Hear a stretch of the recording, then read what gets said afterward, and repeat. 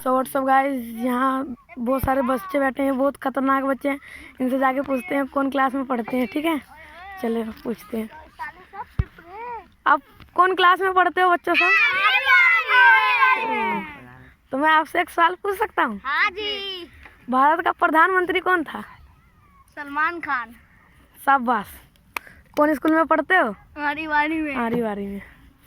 तो भाई ये तो बहुत काला लग रहा है, इससे एक सवाल पूछते हैं। काले को इंग्लिश में क्या बोलते हैं? बेर बड़ा।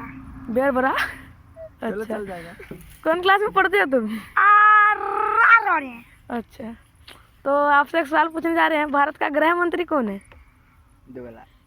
दोगला। अच्छा, तो ये बहुत शरीफ बच्चा लग रहा है, ये तो सही जवाब बताएगा। ठीक है,